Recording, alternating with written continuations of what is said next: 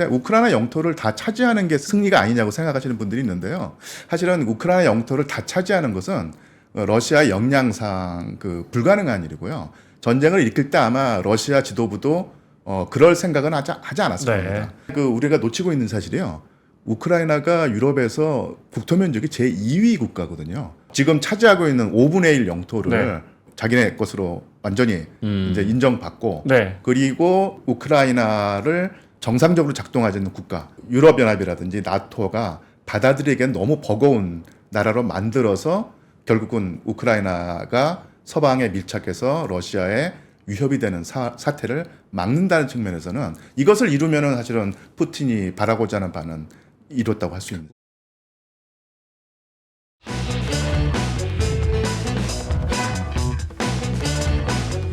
사실 미국과 러시아, 미국과 소련, 양극의 그 냉전이 어찌 보면 한반도에서 시작됐다고 보는 게 맞다. 1945년까지는 러시아와 미국은 같은 편이었고 한국 전쟁하면서 서로 그 사이가 안 좋아져서 한 30년 치열하게 냉전을 벌였고 다시 소련 붕괴 이후에 러시아와 미국은 사이가 나쁘지는 않았는데 요즘 또 북중러가 한 팀이 되고 한미일이 또 한 팀이 되는 그런 민감한 그 팀플레이가 벌어지면서 또 한 번 한반도가 거대한 냉전, 신냉전에 뭔가 접촉점이 되고 있다. 뭔가 우리가 또 중요한 고민을 던져주고 있다는 말씀을 전해 주실 겁니다. 상명대학교의 유한수 교수님 오셨는데요.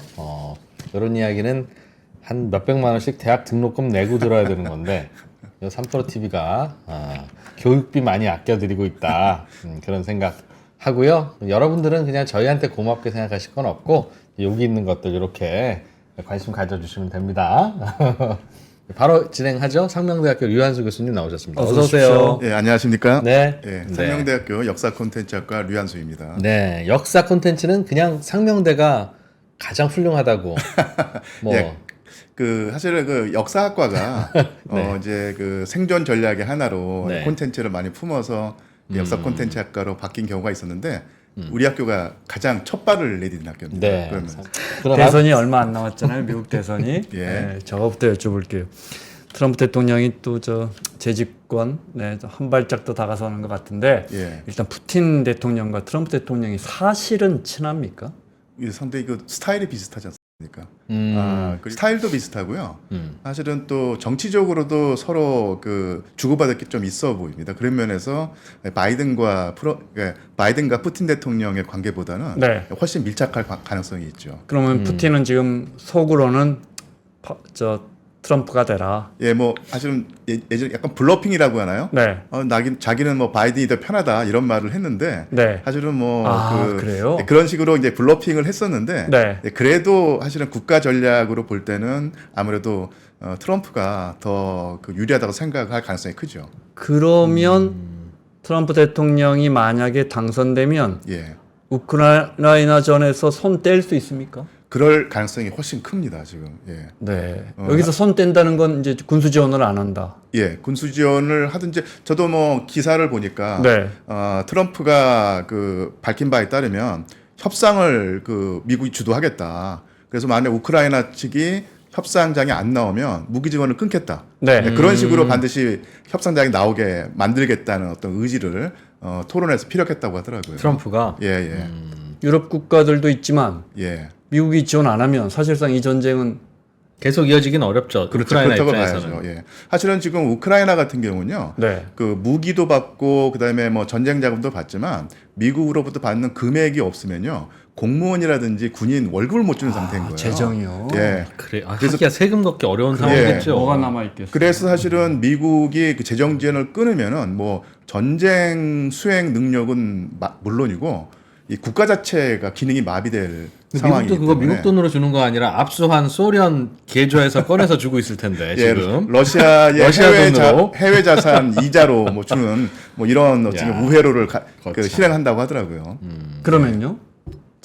그러면 이제 전쟁은 러시아가 이길 가능성이 매우 높을 것 같습니다. 여기서 전쟁에서 이긴다는 건 뭘 의미합니까?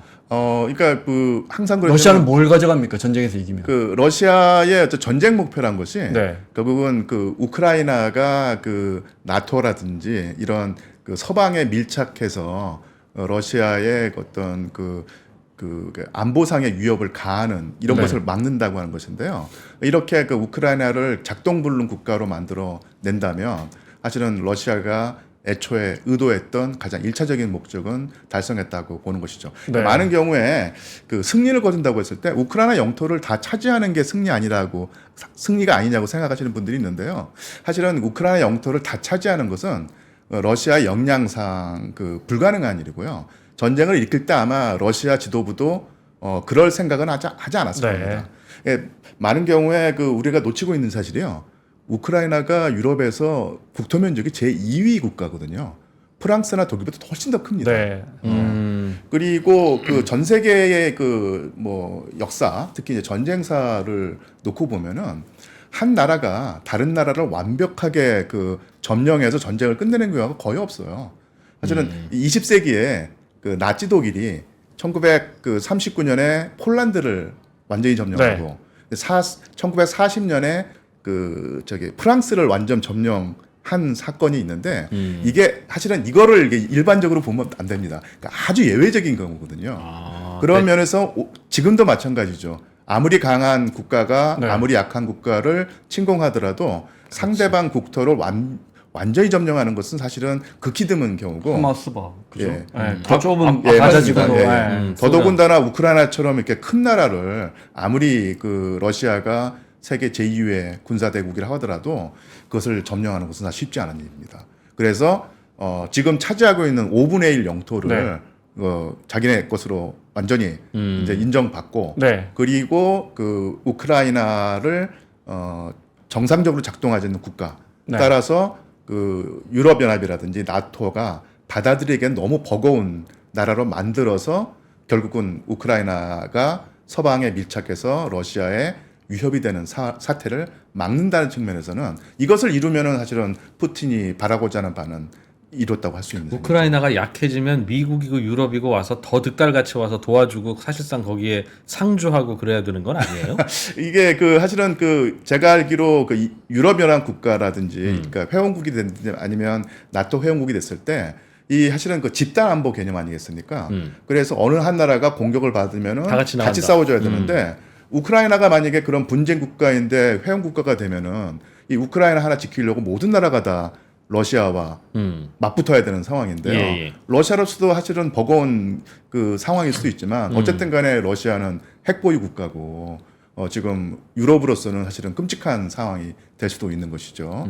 그런 면에서 간접적으로 지원을 하고 우크라이나가 잘 싸워주기를 바랄 수는 있겠지만 우크라이나를 완전히 회원국가로 만들어서 우크라이나 하나 지키겠다고 모든 그 유럽 국가들이 다 뭐랄까 큰 피해를 입는 것, 국가 전망의 위기에 처하는 것을 사실은 바라지 않겠죠. 그럼 이번에 러시아의 경고가 먹혀들었다. 뭐 경고가 아니라 원래 그 러시아가 가지고 있는 최소한도의 요구는 그러니까 실력 행사를 했다는 얘기군요. 예, 수용되지 않을까 싶습니다. 예. 자, 전쟁이란 게 이제 땅을 차지하기 위한 게 제일 크지만 뭐 일부 땅을 차지했고요, 그죠? 예. 네, 땅을 가져갈 것이고. 그러니까 처음에 그 전쟁 초기에 사실은 우크라이나 수도 점령에는 실패했지만 네. 분쟁이 되고 있어.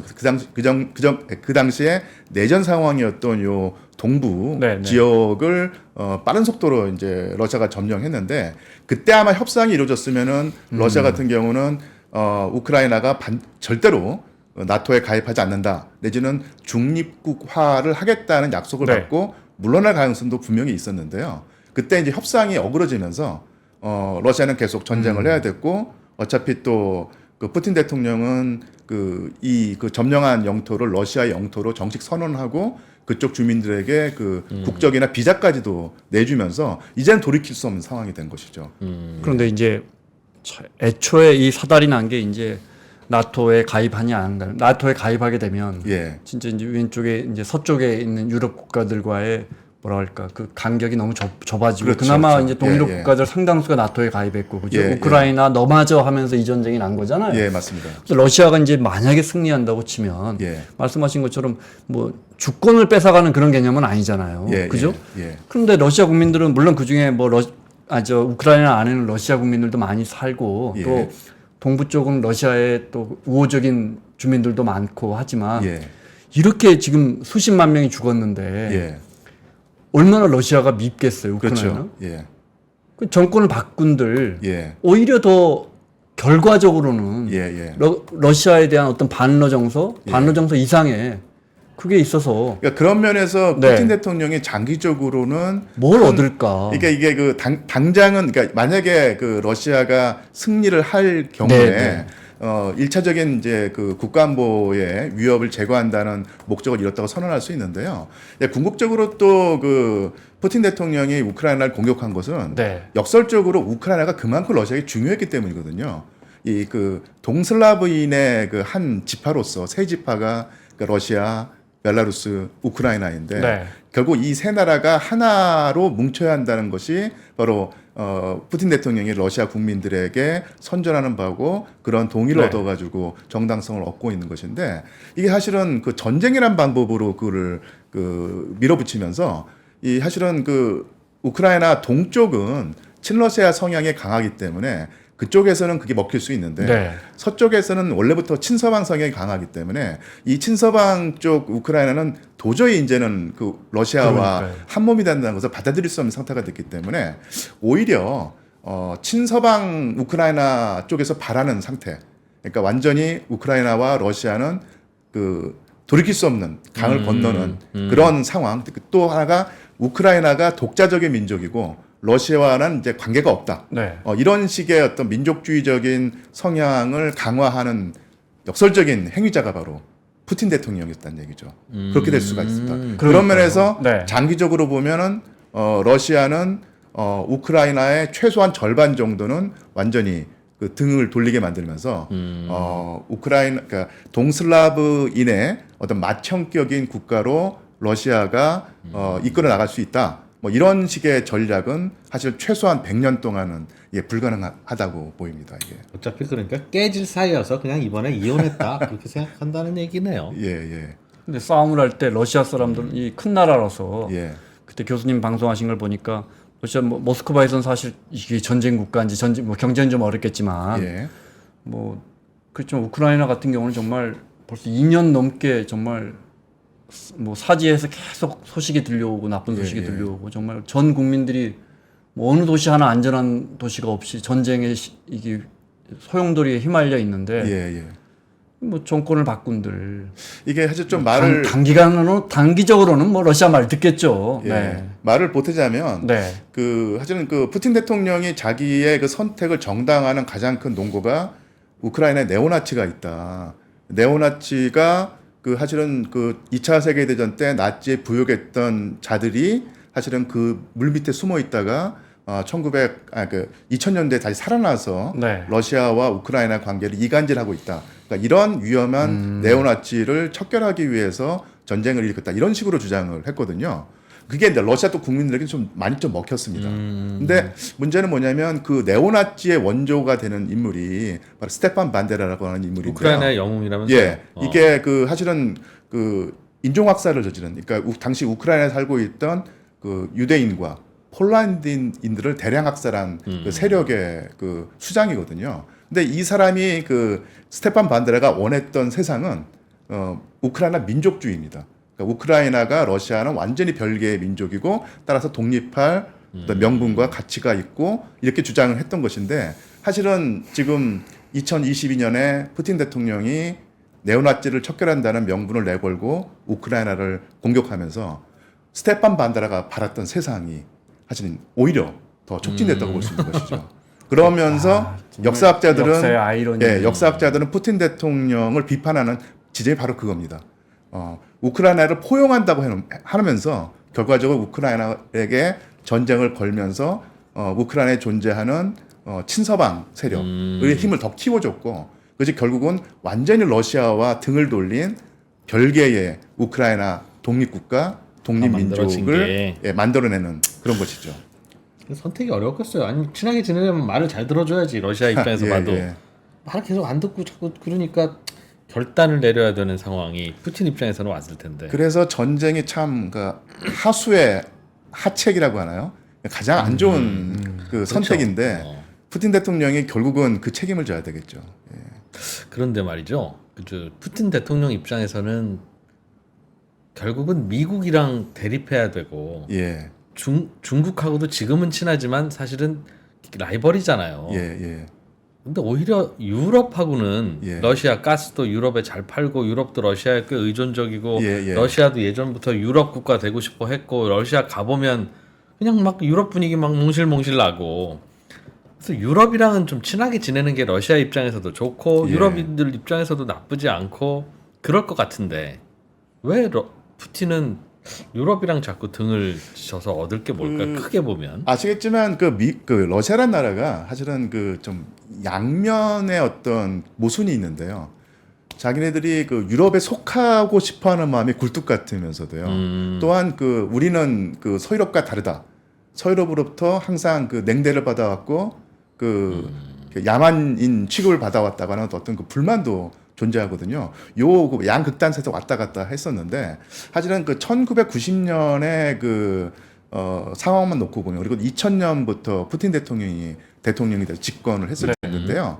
그때 그 여러 차례 한 번 이상 우리 러시아가 이제는 소비에트 연방과 관계를 끊고 이제는 그 사회주의 체제를 버리고 자유민주주의 체제 내지는 자본주의 체제를 받아들였으니 우리가 나토나 유럽연합에 가입하지 못할 이유가 없다. 그러니까 우리를 받아달라고 하는 그 뭐랄까지 그 요청을 했거든요. 네. 나토에 가입하기로 했죠. 예. 그러니까 클린턴 대통령이 영과 그 푸틴 대통령이 만났을 때 그러니까 푸틴 대통령이 적극적으로 제안을 했다고 하더라고요. 우리 나토에 들어가겠다. 그렇게 되면 유럽의 어떤 안보 위협이 사라지면서 평화 정착되지 않겠느냐 이런 그 제안을 했는데 클린턴 대통령이 그 제안을 듣고 상당히 그 전향적으로 받아들이겠다고 약속을 해놓고 미국에 갔는데 미국 의회에서 깨진 거예요. 러시아라는 나라를 어떻게 믿고 푸틴 말을 믿냐? 예, 그런 식으로 해가지고 완전히 그 정치적으로 위기에 몰렸거든요. 그러면서 클린턴 대통령은 그 약속을 어떻게 받아들일 수 없는 상황이 됐고요. 설사 그러고 싶은 마음이 있었다고 하더라도 안 됐었고, 푸틴 대통령은 상당히 배신감을 느꼈겠죠. 그러면서 아까도 말씀드렸지만 유럽에 속하고자 하는 마음이 있는 한편, 그러니까 유럽에게서 항상 당해왔다고 하는 피해 의식이 있는데 그 피해 의식이 더 강해지면서 그 2010년대가 됐고요.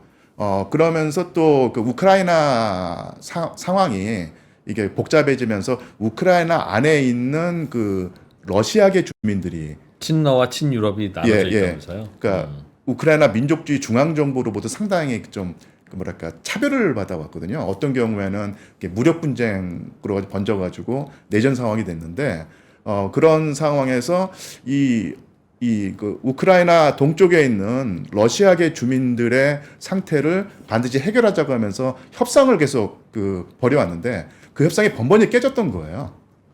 메르켈 총리라든지 마크롱 그 대통령이 그 우크라이나 측 그 집권자들과 그 푸틴 대통령과 한 자리에 모여서 어떻게든 그 분쟁을 조정하려고 했었는데 이게 계속 깨지면서 푸틴 대통령은 이것은 분명히 미국이 어떤 우리의 어떤 그 문제 해결을 바라지 않는다 내지는 오히려 그 상황이 악화되기를 조장한다 이런 어떤 불신감과 어떤 그 피해직을 느끼면서 결국은 2020년에 판을 깨버리고 전쟁을 선택하는 극단적인 수를 선택했다고 보입니다. 푸틴이 클린턴에게 그런 제안을 했다는 건 정사입니까? 야사입니까? 이렇게 확인된 겁니까? 그 푸틴 대통령이 이렇게 주장을 하고요. 본인은 그렇게 말하고 주장하고 클린턴도 제가 알기로는 부정은 하지 않는다고 알고 있어요. 그러니까 뭐 두 정상들끼리 그런 얘기가 오갔을 가능성이 있네요. 예. 근데 말씀대로라면 나토, 그러니까 북대서양 조약기구가 사실상 군사기구 아니에요. 예. 이 러시아나 소련을 막기 위해서 만들어진 그렇죠. 유럽이 거기에 이제 미국이 발을 담그고 있는.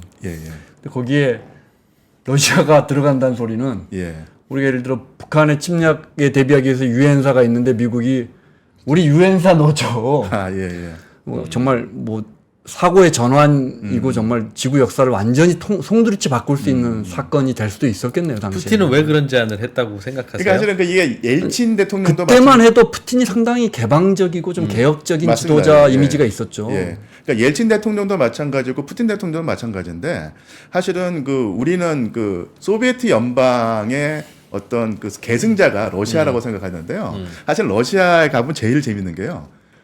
소비에트 연방이 해체되고 러시아 연방이라는 국가가 생겨난 날을요. 러시아 독립기념일로 기리고 있어요. 그러니까 소련이라고 하는 억압적인 체제가 깨지고 난 다음에 그 안에서 피해를 입고 억압당하던 러시아 연방이 독자적으로 국가를 세워서 그것을 완전 탈피했다. 이렇게 생각을 하는. 소련이 러시아고 러시아가 소련이지. 그러니까 우리는 그 생각하는데 어쨌든 간에 소련 지도부, 그러니까 소련이 아니죠. 러시아 지도부는 소련과 완전히 관계를 끊고 새로운 체제로 우리가 들어섰고 자본주의를 받아들였고 자유민주주의 체제를 받아들여서 선거를 치르고 의회를 구성하고 대통령을 뽑는데 우리를 자꾸 소련에 엮지 말라. 그래요? 네, 이렇게 얘기를 하죠. 독일 국민들이 아우 낫지 우리 진짜 지긋지긋해 그 얘기하는 거랑 비슷한 뉘앙스. 그리고 어떻게 사실 푸틴 대통령이 가장 역사가를 자처하면서 역사 공부를 많이 하고 역사 얘기를 많이 하는데 가장 심하게 비판하는 인물이 바로 블라디미르 레닌입니다. 푸틴이 제일 싫어하는 인물이. 예, 가장 비판한. 그러니까 레닌 때문에 완전히 러시아의 운명이 어그러졌다고 계속 주장을 하는. 그 부분을 조금 자세하게 들으면 푸틴의 논리는 뭐예요? 그러니까 결국은 푸틴은 러시아 제국의 영광을 되살리고 싶어 하는데. 옛날 러시아. 예. 러시아 제국을 결국 깨고, 러시아 제국을 깨고 사회주의 체제를 도입했던 인물이 바로 블라디미르 레닌이고, 아주 또 우리에게는 민족 자결주의란 게 미국의 우드로 윌슨 대통령이 제시했다고 알고 있지만 사실은 그보다 더 큰 파급력을 지녔던 민족 자결주의를 제시했던 인물이 또 블라디미르 레닌인데 이 민족 자결주의 때문에 그 당시 러시아 제국 안에 있던 민족들이 독자적인 국가를 구성할 어떤 기반과 명분이 생겼다는 거예요. 그러면서 가장 그 명분을 이용해서 독자적인 국가를 형성하려고 했던 나라가 바로 우크라이나고. 우크라이나가 그때 레닌의 민족 자결주의 이론에 따라서 그런 정체성을 얻게 되었으니 그 여파로 지금 우리 러시아와 우크라이나가 결국 전쟁까지 하게 됐다. 그러니까 이런 식의 얘기를 하면서 블라디미르 레닌을 엄청나게 비판합니다. 근데 우리 같이 역사를 모르는 사람이 봐도 유럽의 역사, 물론 이제 러시아라는 나라가 영토는 크지만 다른 영국이나 프랑스에 비해서 이제 힘은 유럽 역사에서 약했다고 치지만 그 문화라든지 우리가 아는 수많은 문학가들이라든지 예술이라든지 그런데 이렇게 망가진 건 사실 레닌이라는 또는 그 시스템, 사회주의라는 그 시스템. 네. 다시 아까 2%가 여쭤본 걸로 돌아와서요.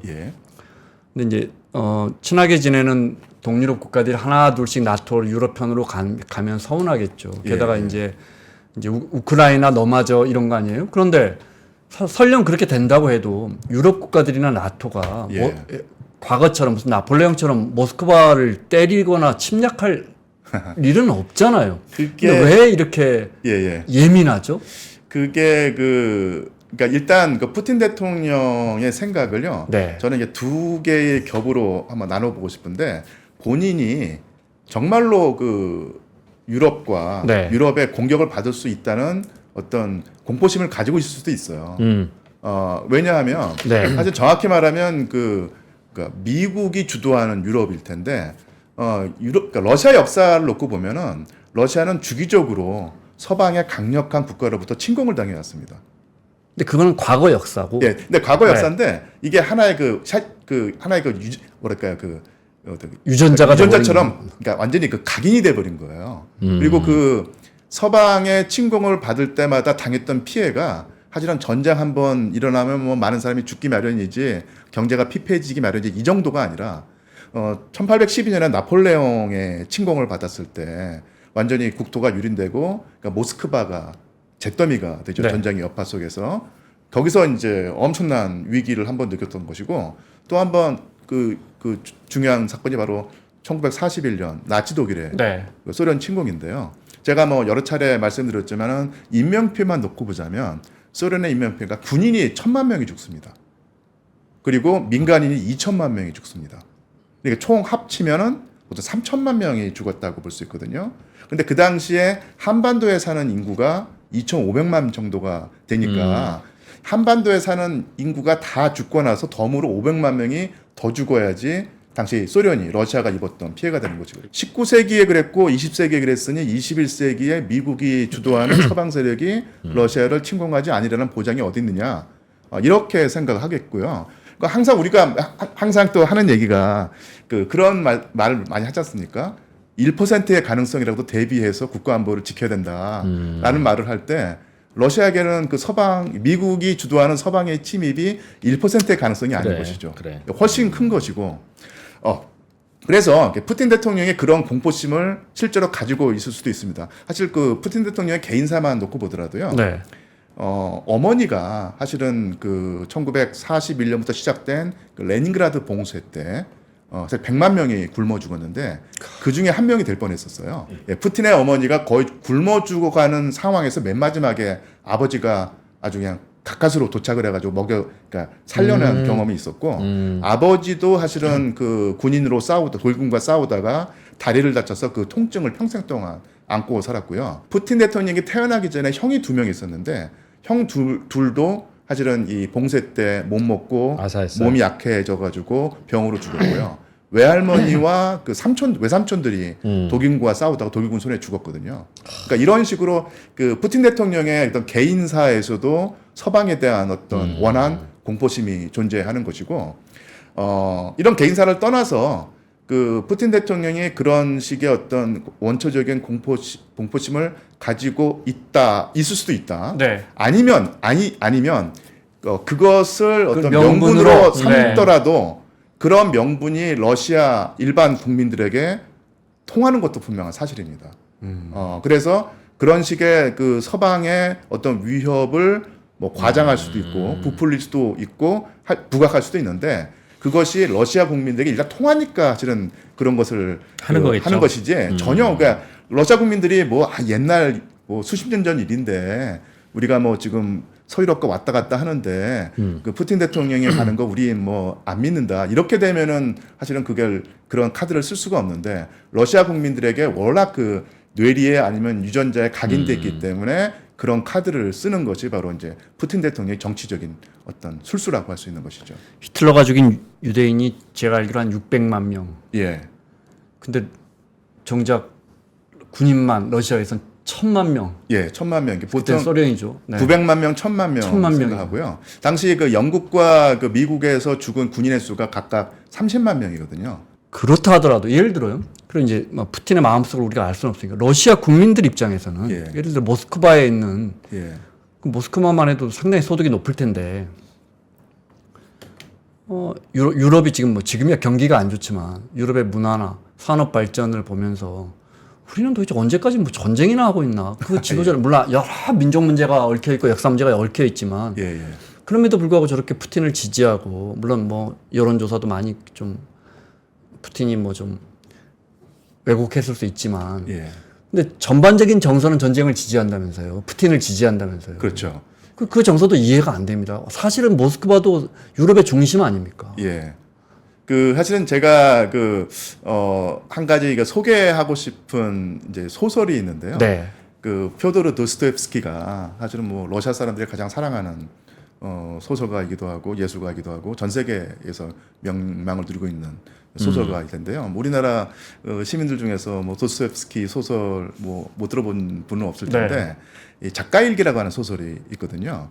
거기에 보면은 제가 이제 정확한 워딩은 이제 기억할 수 없지만 한 번이라도 우리 러시아인이 그 서구인들로부터 대접을 받아본 적이 있느냐. 그리고 우리가 뭔가 자기 목소리를 내고 어떤 우리의 어떤 러시아인의 어떤 정체성을 강화하려고 할 때마다 저쪽이 자기네끼리 똘똘 뭉쳐가지고 돌을 들고 우리를 공격하러 왔다.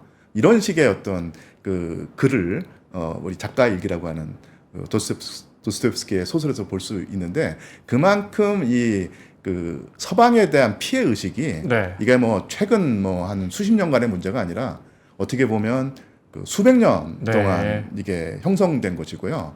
그러니까 이런 상태의 그 심성이 러시아인들의 어떤 것이 있을 때 분명 이제 서구를 동경하고 서구와 이제 비슷하게 살고 싶다거나 마음이 있으면서도 또한 마음 한구석에는 엄청난 또 공포심을 가지고 있기 때문에 제가 이제 그래서 아까 모순이라는 말씀을 드린 겁니다. 그런데 또 한편 생각을 해보면 그 러시아인들이 평균적인 러시아인들이 볼 때 그 유럽과는 잘 지낼 수 있다.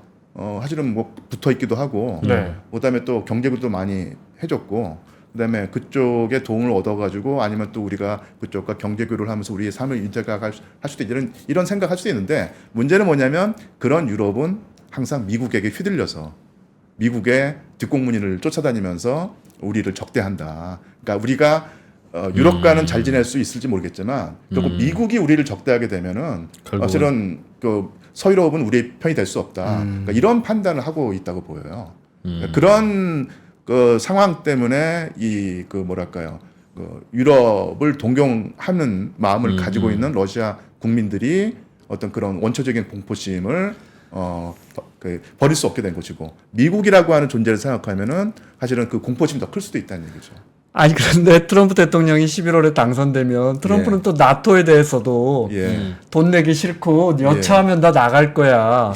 하여튼 이분은 기존에 무슨 질서는 다 흔들어 버리는 분이라 그렇게 되면 가만히 보면 푸틴 입장에서는 이건 양수겹장으로 좋네요. 그죠? 우크라이나 내편되고 미국이 또 나토에 관심 없어지고 이렇게 되니까요. 그죠? 사실 저도 이제 미국 정치에 관해서는 아주 해박한 지식을 가지고 있는 건 아니지만 사실은 그 한 가지 가능성이 아무리 그 설령 그 트럼프 후보가 대통령이 되더라도 미국의 기본 외교 노선이라는 것이 있고 아무리 그 트럼프 대통령이 좌충우돌 하더라도 이것을 바꿀 수 없다라고 하는 어떤 그런 가능성이 분명히 있지만 또한 그 미국의 위상이란 것이 사실 최근에 또 엄청나게 급격하게 바뀌는 것은 분명한 사실 아니겠습니까?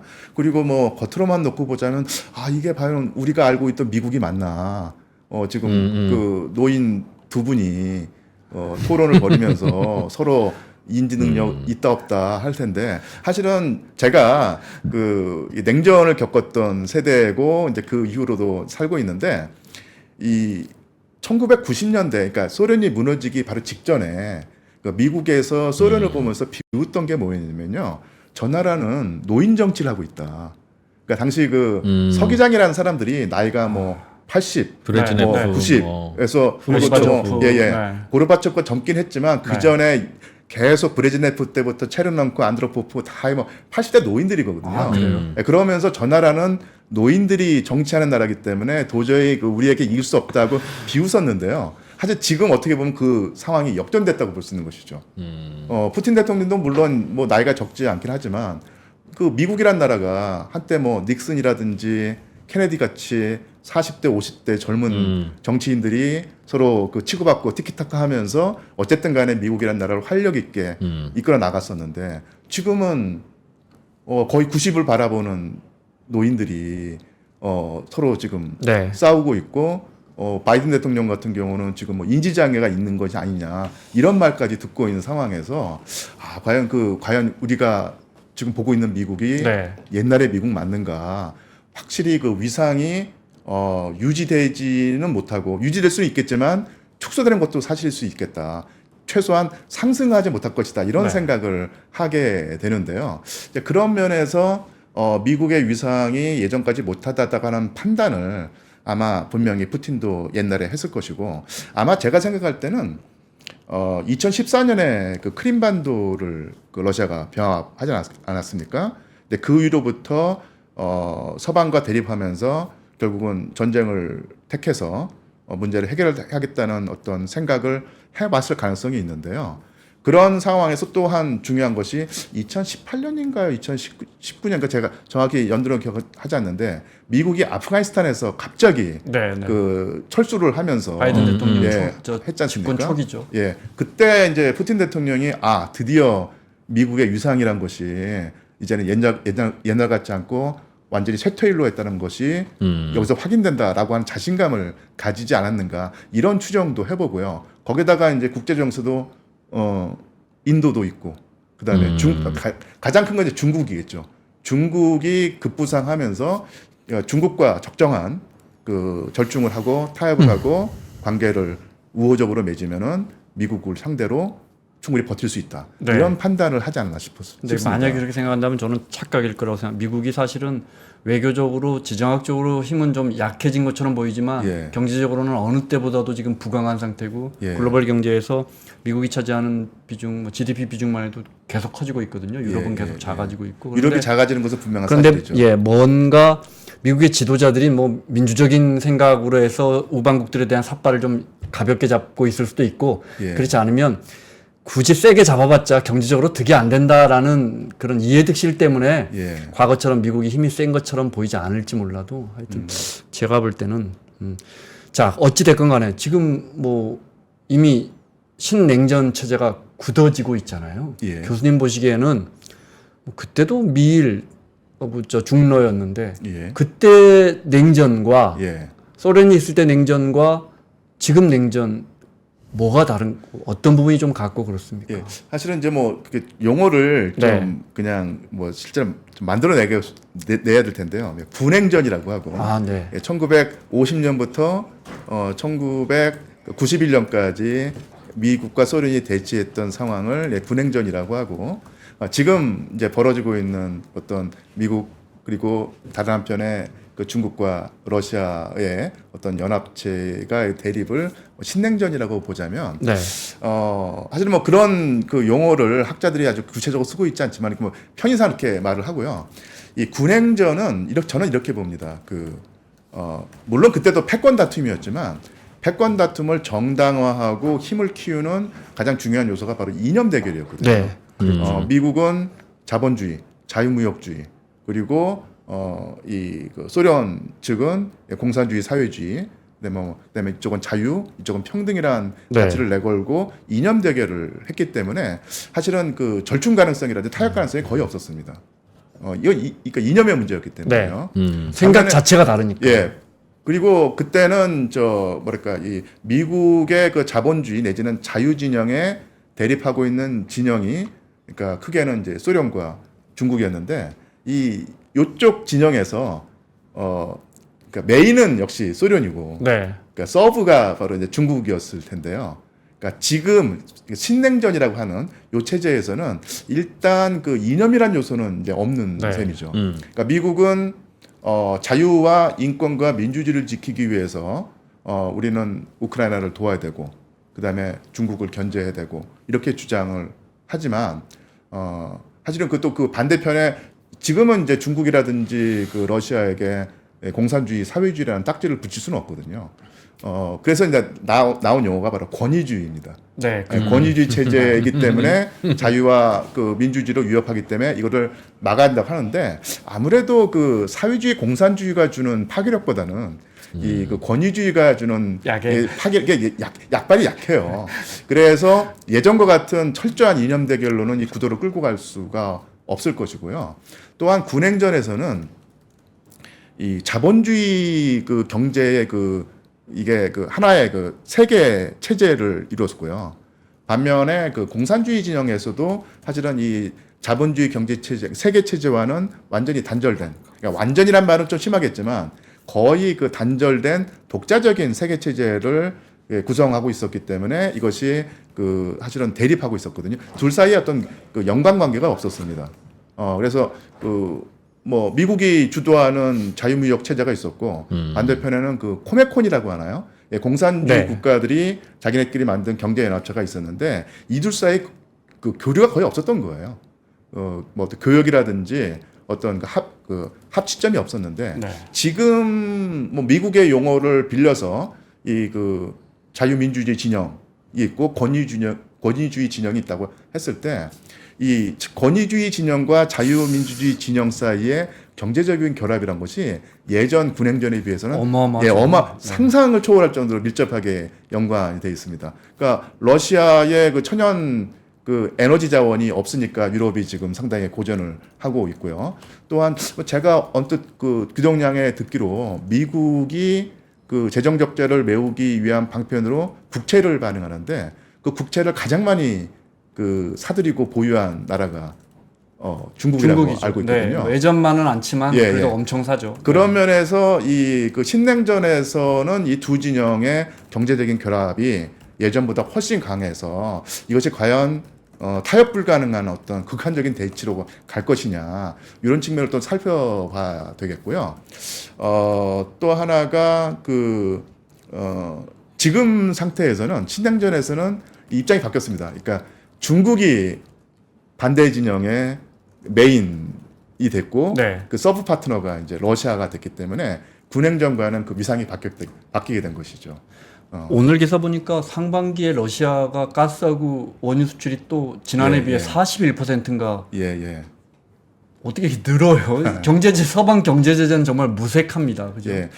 또 한 가지 생각할 수 있는 게 당연히 그 군행전 때는 어떤 냉전의 중심지라고 할까 어떤 네. 그 세계 패권의 그 충돌이 일어나는 곳, 그 세계 패권의 향방이 결정되는 곳이 역시 이게 유럽이었거든요.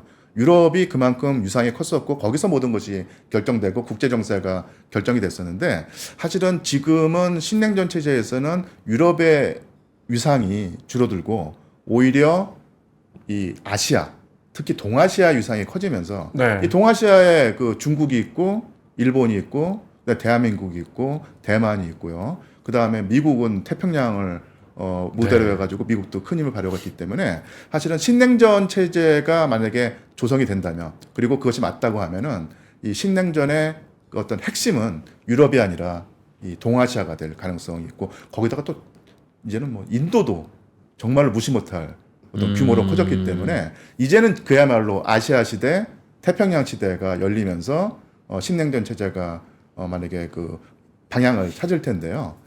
그런 면에서 정말로 우리가 정말 그 세계 정세 변화를 주목하고 전략을 짜야 될 때가 아닌가 싶습니다. 사실 인도 얘기를 조금 드리자면요. 네네. 제가 뭐 인도는 잘 모르는데 이렇게 접근할 수 있을 것 같아요. 혹시 그 프로님들은 전 세계에서 가장 큰 스포츠 시장이 어느 나라에 있는지는 당연히 알고 계시죠? 미국이겠죠. 미국이겠죠. 네. 그 다음이 어딜까요? 인도예요? 그 다음에 이제 우리가 보통 유럽? 유럽의 네. 어떤 어마어마한 축구 시장이 있고 네. 해서 뭐 호나우두가 뭐 얼마 받았다, 뭐 메시가 얼마 받았다, 음바페가 받았다 얘기를 하는데 제가 좀 들어보니까요. 이 그 인도와 파키스탄에서 가장 즐기고 있는 스포츠가 크리켓. 크리켓인데요. 이 크리켓 시장이 정말 상상을 초월하게 크다고 합니다. 인- 오히려 관중 숫자로 따지면 유럽보다 더 그러겠네. 크다고 그러겠네. 하더라고요. 그래서 이14억 파키스탄 명이 봤다. 그럼 맞습니다. 이게 파키스탄도 그 크리켓 월드컵이 거의 뭐 축구 월드컵을 능가할 정도로 이게 시장이 크다고 하는데요. 그렇게 큰 시장, 스포츠 시장이 그 인도에 있다고 했을 때 이것은 사실은 인도의 경제 성장이 아니면 이게 그 유지가 안 되는 것이거든요. 그러니까 이 스포츠 시장의 규모만 보더라도 드디어 그 세계 경제의 축이 네. 이제 유럽에서 점점 동쪽으로 특히 동아시아로 왔다는 사실을 알 수 있는 것이고 그만큼 주요한 경제 주체들이 이 아시아에 집중돼 있을 때 사실은 그런 의미에서 푸틴 대통령이 이 뭐랄까요 이 긴박한 상황에서 유럽에서 전쟁을 하는 상황에서도 이 한반도에 와서 북한을 방문하고 이쪽을 어떤 그 노크하는 것이 바로 그런 흐름에 따른 전략이 아닐까 싶습니다. 예. 소련은 러시아는 푸틴은 아시아에서 원하는 게 뭐고 고민이 뭘까요? 당연히 이 러시아란 나라는 이제 두 대륙에 걸친 나라 아니겠습니까? 그래서 유럽 러시아가 있고 시베리아와 연해주가 있는데 그 푸틴 대통령의 입장에 봐서도 우리가 늘 하는 얘기가 21세기는 환태평양의 시대다라고 했을 때 이 태평양의 중요성이 더더욱 커질 것이고요. 그런 면에서 이 연해주 지역이라든지 이 극동 지역이 예전에 뭐 유럽에 비해서 좀 위상이 떨어지는 부수적인 존재가 아니라 어떻게 보면 러시아의 앞날을 결정할 수 있는 지역이라고 하는 생각을 했을 것이고요. 또 한 가지 이게 얼마만큼 연결되는 얘기인가는 좀 따져봐야 될 문제일 텐데요. 제가 최근에 가장 유심히 지켜보고 흥미롭게 봤던 것이 이 북극 항로입니다. 네. 북극 항로가 이게 지구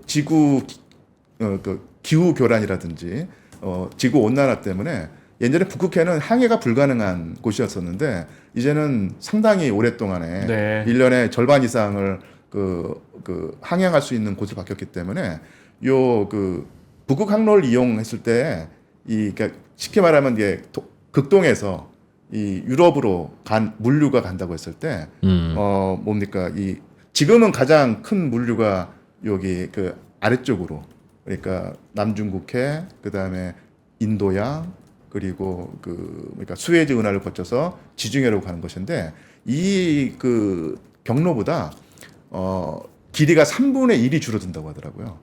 그리고 당연히 또 물류 비용도 그만큼 축소되겠죠. 그래서 이 북극계 항로가 개발됐을 때 또 한 번 이 그 세계 경제의 축이 바뀔 가능성이 있고요. 그렇게 되면 또 이제 극동이 더 중요해지겠죠. 네. 그렇게 됐을 때 이런 가지 여러 가지 포석을 하면서 지금 외교 행보를 걷는 게 아닌가 이런 생각을 해봅니다. 저도 처음에는 북극 항로 우리나라에 사실은 그 북극 제가 정확히 이름을 잊어버렸는데 북극 항로 학회인가가 또 있거든요. 네. 거기서 이제 회보를 받아 보면서 그 얘기를 해서 처음에는 제가 이제 눈여겨 보지 않았었는데 시간이 가면서 이게 충분히 가능하겠구나. 그리고 이게 또 한반도와 극동에 엄청난 영향을 줄 수 있겠구나라는 생각을 하게 되면서요. 이렇게 과연 이게 뭐 그냥 그 뭐랄까요? 여러 가지 가능성 중에 하나로 그냥 넘겨버리기에는 상당히 중요한 요소 같습니다. 그리고 지구 온난화 때문에 조금만 얼음 더 녹으면 예. 그 시베리아 평야가 우크라이나처럼 농사 잘 될 거고. 예. 예전에 그런 에피소드가 많이 있었어요. 녹아야 할 것 옛날에 한 방송국에서 네. 그러니까 시베리아 주지사를 인터뷰하면서 원래 바랐던 그 멘트는 뭐냐면 이거 그 지구 온난화 때문에 시베리아 기온이 바뀌어서 큰일 났다 위기다 이런 멘트를 바라고 그 인터뷰를 했는데 그쪽 주지사가 너무너무 우리한테는 유리한 상황이다. 그렇죠. 시베리아가 그 곡창지대가 되는 거예요? 농경지가 생기고 이 항로가 바뀌게 되면서 우리한테는 정말로 큰 기회다라는 식의 멘트를 해가지고 아주 그 한국 그 방송사의 입장이 난처해졌다는 얘기가 있는데 정말로 그 20세기는 상상할 수 없는 어떤 가능성이 열리고 있다고 보입니다. 예. 유한수 교수님하고 함께 신냉전 그중에서 러시아 이야기하고 있습니다. 저쪽 편 러시아와 중국 좀 이야기해 볼까요? 별로 안 친할 것 같은데요. 예. 그냥 우리가 이제 저희는 경제하는 사람들이라 예. 중국이 제일 많이 교역하는 나라가 1위 아시겠지만 1위 미국, 2위가 예, 맞습니다. 예. 일본, 3위가 한국입니다. 예. 근데 저 교수님 아까 지적하신 것처럼 정치적으로는 그럴지 모르지만 예. 절대 이 선을 벗어날 수 없거든요. 중국이라는 나라는. 안 그러면 나라 망합니다. 그죠? 예. 근데 이제 이 가운데서 러시아와의 관계, 또 푸틴이 생각하는 중국과의 관계 이런 건 어떻게 됩니까? 사실은 이게 제가 좀 자신 있게 말을 보탤 수 있는 영역이 역시 이게 서양 유럽에 국한돼 있기 때문에 중국 얘기가 나오면 상당히 어제 되는데. 카자흐스탄에서 푸틴 대통령하고 무슨 회의 때 예. 시진핑 주석하고 또 만났더군요. 한 달 얼마 만에. 근데 이제 말로는 이겠지만 역사상 두 나라가 푸틴이 이렇게 말했어요. 역사상 두 나라가 이렇게 가까웠던 적은 없다. 그러니까 사실은 좀 제가 역사가니까 이게 러시아 제국과 중국이라고 하는 제국의 관계를 좀 역사적으로 짚어보면요, 상당히 흥미롭습니다. 이게 사실은 그 러시아가 그 모피 무역을 하면서, 그러니까 유럽에서 가장 비싸게 팔리는 그 주력 수출품이 바로 이제 모피였거든요. 모피를 얻으려면은 모피수를 찾아가서 단비를 찾아서요. 시베리아로 계속 가야 됐거든요. 그러면서 시베리아 쭉쭉쭉 퍼져나가거든요. 근데 그러다가 이제 그 청나라의 국경과 마주치죠. 이때가 이제 그러니까 저기 16세기, 17세기 요때일 텐데요. 그때 이제 처음에 만났을 때는, 그러니까 이 시베리아로 진출하는 러시아의 그 탐험대가 그 부대가 이 중국 북쪽에 가서 만났을 때는 서로 이제 몰랐던 거예요.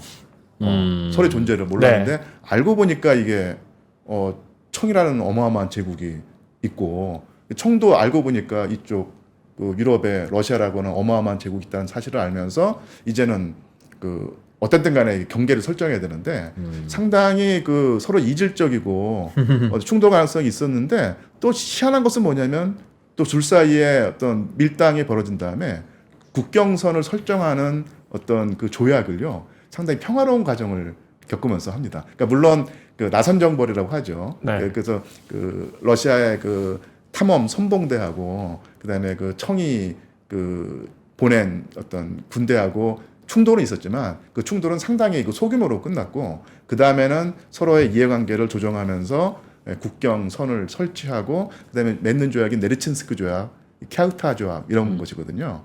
그런데 그 과정이 상당히 의외로 평화롭습니다. 그러니까 분쟁이 상 적은 편이었던 거예요. 그래서 사실은 충돌할 가능성이 있는 가장 큰 두 제국인데 그러네요. 어쨌든 간에 네. 그 이해관계를 조정할 때는 다른 지역에 비해서 상당히 뭐랄까요 별 잡음 없이 그 절충적으로 이루어졌고요. 그런 면에서 기본적으로 이해관계의 충돌 가능성은 항상 상존하지만 이 둘 사이에 어떤 뭐랄까요 타협을 또 찾아내는 그런 또 그 슬기란 것도 있는 것 같아요. 그래서 예전에 냉전 시대 때 군행전 때 네. 결국 중국과 그 소련이 한번 붙고 정말 큰 전쟁을 할 어떤 그런 계기도 있었지만 결국은 그게 벌어지지 않은 것은 역사적으로 볼 때 이해관계의 충돌은 상존하지만 어쨌든 간에 그 조정하고 절충하는 어떤 그런 그 채널도 분명히 작동한다. 그 충돌이 어떤 거였어요? 충돌할 뻔한 거. 저 중러가 네. 중소 분쟁이 있어서 잘 모릅니다. 그때 네. 정확히 연도가 기억나지 않는데 네. 결국 그 그러니까 스탈린이 죽고 나서 후르쇼프가 집권을 하면서 그다음에 그 후르쇼프가 그 평화공전 그다음에 탈스탈린화를 얘기하면 스탈린을 비판하고 서방과 일정한 대탕트를 그러니까 긴장 완화를 그 시도했지 않습니까? 그때 중국은 배알도 없는 놈들이라고 했겠네요. 소련이 혁명의 원칙을 배신했으니 우리가 바로 혁명의 그 원칙을 지키겠다라고 하는 입장을 취하면서 둘 사이에 관계가 나빠지고요. 그 다음에 국경선에서 군사 충돌이 여러 차례 있었고, 실제로 제가 좀 책을 읽어보니까 제가 옛날에 상상했던 것보다 훨씬 높은 수준의 긴장 관계더라고요. 그래서 전쟁 일보 직전까지 갔는데 결국은 이제 이게 해소가 됩니다. 그러니까 이런 식으로 긴장은 분명히 존재하지만 긴장을 완화하는 어떤 채널도 분명히 존재한다고 했을 때 러시아와 그 중국의 관계가 그렇게 껄끄럽지만은 사실은 미국이라고 하는 공동의 어떤 경쟁 상대 적이 있다고 했을 때 그 둘 사이의 어떤 뭐랄까요 이질적인 요소를 최소한 뒷전으로 치우고 어쨌든 간에 그 단합된 모습을 보일 유인 동기는 충분히 있는 것이고 제가 볼 때는 그 미국이 어떤 전략을 취하는가에 따라서 네. 중국과 계속 이제 중국과 러시아의 관계가 설정이 될 것 같고요. 제가 이건 정말 제 추론이고 근거 없는 그 생각인데 네. 푸틴 같은 경우는 미국에게 추파를 던질 수도 있을 것 같아요. 그러니까 동북아시아로 진출을 하면서 북한을 카드로 삼아서 이쪽에 진출하면서 미국이 너무너무도 거세게 그 압박하는 자세로 나오면은 중국과 계속 밀착 관계를 유지할 것이고 미국이 조금 생각을 달리해서 중국을 견제하기 위해서는 러시아와 어떻든 간에 그 일정한 관계를 그 유지하거나 우호 관계를 맺은다고 하면은 또 그 뭐랄까 북한 카드를 이용해서 중국을 견제하는 편에 러시아가 속할 가능성도 분명히 있습니다. 그래서 이게 그 최근에 그 가장 그 뭐랄까요 흥미로웠던 그리고 많은 인기를 끌었던 그 드라마가 넷플릭스 드라마가 3체이지 않습니까? 네. 그래서 이게 2체일 때는 물리학자들이 이 운동을 그 계산할 때 아주 손쉽게 계산하는데 이게 이 3체가 되면은 정말로 계산이 복잡해진다고 하더라고요.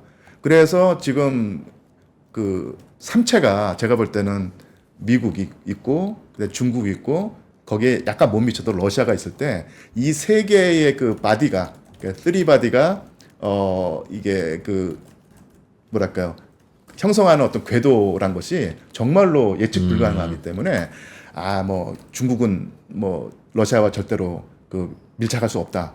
내지는 뭐 러시아와 그 미국은 절대로 타협할 수 없다. 이런 식의 어떤 그 확정적인 어떤 생각을 하고 요 세 나라 내지는 이 동북아시아 정세 전 세계의 그 정세를 판단하면은 상당히 좀 그 오판을 할 수 있지 않을까 싶어서 여러 가지 가능성을 좀 열어놓고 접근해야 될 것 같은 생각이 듭니다. 그렇군요. 저희 채팅창에서는 러시아에게 중국도 지금은 손을 내밀고 예, 있고 예. 중국을 견제하는 미국도 손을 내밀 가능성이 있잖아요. 예, 예. 지금이야 저렇게 우크라이나 때문에 싸우지만. 그러니까요. 참 이게 푸틴 대통령이 사실은 북한에 포탄 뭐 얻으려고 그거 하나 가지고 가지 않았을 그러니까요. 것이고요. 훨씬 더 큰 판을 그리고 있을 텐데 그 판이 무엇인가를 우리가 주도면밀하게 좀 추적해야 되지 않을까 싶습니다. 예. 이 구도에서 분명한 건 러시아는 미국과 문을 닫아도 어느 정도 버티지만 예. 중국은 미국 없이는 하루도 버틸 수 없는 나라라는 예, 예. 두 나라가 확연하게 그게 차이가 나는 것 같고 예, 예. 말씀 듣고 보니까 진짜 그 거대한 두 나라가 수백 년 동안 제대로 전쟁 한 번 안 치르고 이런 나라가 유럽이나 아시아에 있나 싶을 정도로 그렇죠. 분노가 따져보니까 예. 어떻게 이렇게 큰 나라들이 전쟁 없이 수백 년을 겪고 왔어요. 사실은 지금 제코들이 석자라서 예. 그렇게 볼 수도 있고 각자 그 여기저기서 전쟁 아니라 한국 외대에 몸담고 있는 제 이제 후배이기도 하고 동료 연구자가 이제 박지비 교수라는 분이 있는데요. 네. 이 박지비 교수가 지금 중국 제국과 그 러시아 제국의 어떤 외교 관계, 네. 메르신스크 조약이라든지 캬그타 조약을 연구하고 있는데 한번 귀동량을 들어보면요. 상당히 그 이해관계를 조정할 때 상당히 능수능란하더라고요. 두 제국이. 그런 면에서 아까 제가 계속 말씀드리지만 중국과 러시아가 기본적으로는 이해관계가 상충할 가능성이 존재하지만 그 이해관계를 어떻게든 조정해가지고 미국이라고 하는 어떤 그 상대를 에 맞서가지고 어떤 보조를 끝까지 유지할 가능성도 충분히 있다는 이것을 역사적인 전례에서 우리가 살펴봐야 되지 않을까 싶습니다. 예. 우리는 이제 북한이 사실은 우리가 북한의 비핵화할 때 중국이 최소한 형식적으로나마 비핵화에 찬성해 줬잖아요. 예. 서방 국가들과 우리와 함께. 그런데 이제 그것마저도 이 신냉전 구도에서 예. 이번에 이제 특히 푸틴까지 와버렸고 예. 그것마저도 멀어지는 게 아닌가 그 뉴스 영상 보면서 예. 김정은 위원장하고 그건 느꼈고 그러니까 제가 사실은 이 3프로에 영광스럽게도 초대를 받은 다음에 한번 말을 한번 만들어봤는데요. 네. 예, 푸틴 대통령이 중국을 방문하고 베트남을 방문하고 특히 이제 북한을 방문했을 때 특히 이제 북한의 연관돼서 이런 어떤 표현을 하고 싶습니다. 러시아 역사에요. 포첨킨 마을이라고 하는 고사성어가 있어요. 네. 이게 뭐냐면 옛날에 예카테리나 대제가 오늘날의 그러니까 우크라이나 쪽과 이 남부 러시아를 개척했을 때 그쪽 총책임자가 이제 포첨킨이라고 하는 공이었거든요. 이 사람이 이제 그쪽을 관장했는데 예카테리나 대제가 이제 순시를 온다는 거예요. 그러니까 부랴부랴 이제 가건물을 세웁니다. 이쪽이 경제가 활성화되고 러시아 문화가 꽃피우는 곳이라는 것을 보여주기 위해서 허벌판에 가건물을 세워가지고 예카테리나 대제가 쭉 둘러볼 때 정말로 이 포텀킨이 일 잘하는구나 라고 하는 그런 효과를 노려가지고 생긴 이제 가짜 마을 전시용 마을은 이제 포첨킨 마을이라고 하는 표현을 하는데요. 제가 볼 때는 푸틴 대통령이 북한을 방문했을 때 바로 이제 이 동아시아에 이 포첨킨 마을을 세운 것 같아요.